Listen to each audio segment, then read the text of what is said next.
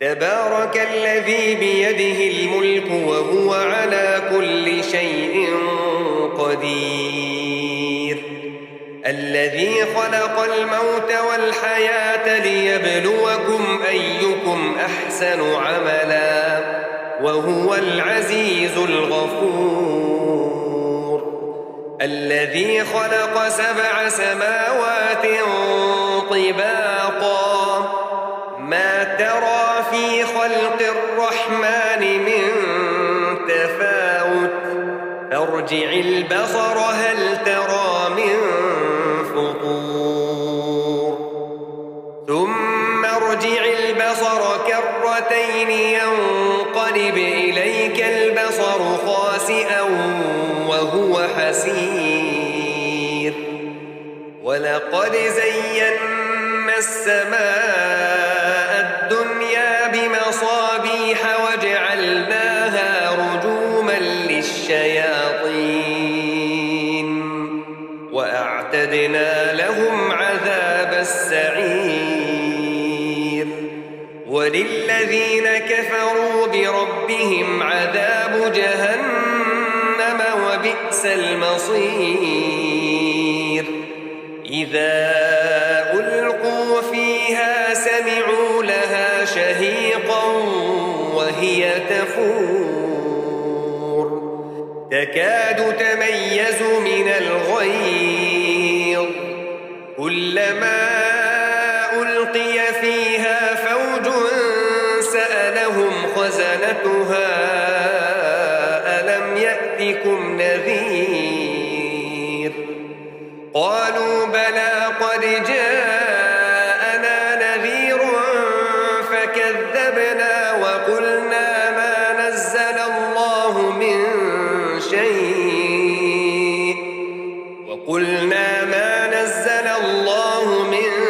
شيء إن أنتم إلا في ضلال كبير وقالوا لو كنا نسمع أو نعقل ما كنا في أصحاب السعير فاعترفوا بذنبهم فسحقا لأصحاب السعير إن الذين يخشون ربهم بالغيب لهم مغفرة وأجر كبير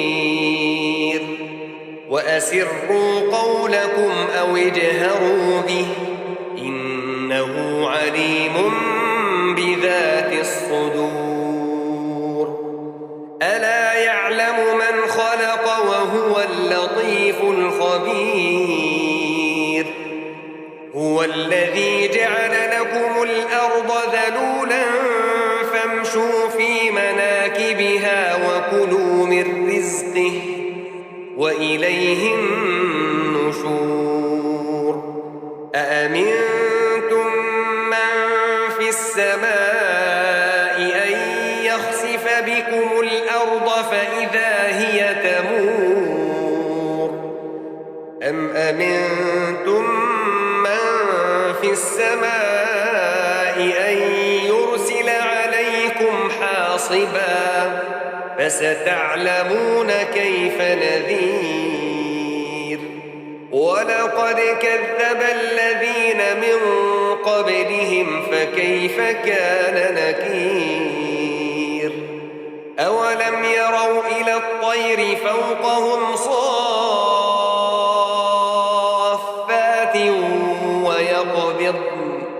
ما يمسكهن إلا الرحمن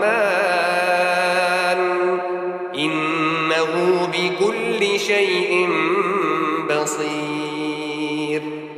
أمن هذا الذي هو جند لكم ينصركم من دون الرحمن إن الكافرون إلا في غرور أمن هذا الذي يرزقكم إن أمسك رزقه بل لجوا في عتو ونفور أفمن يمشي مكبا على وجهه أهدى أمن يمشي سويا على صراط مستقيم قل هو الذي أنشأكم وجعل لكم السمع والأبصار والأفئدة قليلا ما تشكرون قل هو الذي ذرأكم في الأرض وإليه تحشرون ويقولون متى هذا الوعد إن كنتم صادقين قل إنما العلم عند الله وإنما أنا نذير مبين فلما رأوه زلفة سيئت وجوه الذين كفروا وقيل هذا الذي كنتم به تدعون قل أرأيتم إن أهلكني الله ومن معي أو رحمنا فمن يجير الكافرين من عذاب أليم قل هو الرحمن آمنا به وعليه توكلنا فستعلمون من هو في ضلال مبين قل أرأيتم إن أصبح ماؤكم غورا فمن